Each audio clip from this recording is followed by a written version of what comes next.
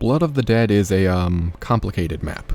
The parts of it that are good are really good, but the parts of it that were bad were just as bad. But that's all been discussed before by others, so today I want to take a look at one of the map's more subtle aspects, its lighting. Visually, Blood of the Dead is Treyarch's magnum opus, and the lighting is a major factor in that. There are so many unique uses of light and dark that create a visually pleasant environment, and I could go on and on about just how much I love it, but instead I'd rather focus on the practical purpose of the lighting. You see, as beautiful as it all is, almost every piece of light is meant to subtly assist the player, either by showing them the path or by directing their attention to important areas.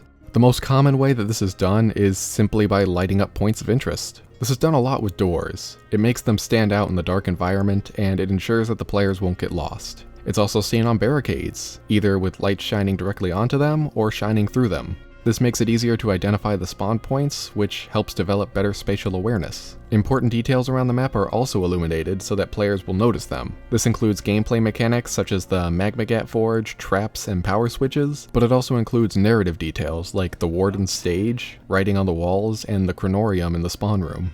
Another way that lighting is used as a guide is by creating areas where light and dark contrast. This is most often used to differentiate rooms, either by having a well-lit room leading into a dark one, or a dark room leading into a well-lit one, making it easier for players to see their destination. A similar effect is also created with flickering lights. Because this kind of light is very noticeable, Treyarch uses them in areas where the correct path may be easily missed. It's not used often, but the most notable example is the stairway that leads to the roof from the infirmary. Because there's already a perk machine in that room, players may miss the stairs in the opposite corner if they don't look there. So by placing a flickering light there, it becomes much easier to notice when you turn around to leave. And finally, there are several instances where the direction of light is used to point players the right way. This can be used to make sure players progress properly, like by the first power station where you follow the light into the building, and then when you leave, you follow the light back up the stairs to the catwalk. But it can also be used as a hint to players, letting them know what the format is like in the next room. For example, there's this light in the tunnels that's pointed towards the exits. In a fast-paced situation, this light would influence players to head towards the stairs and to safety. But if it were not there, players wouldn't know where to go and could potentially run to the left into the wall, possibly leading to an unfair death.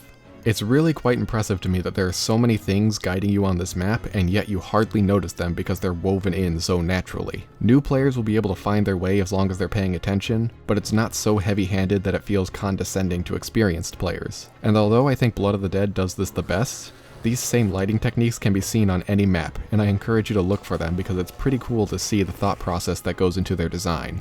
But anyway, this is just something that I've noticed anytime I play Blood of the Dead, so I just wanted to make a quick video to share it with all of you guys. But yeah, thank you all for watching.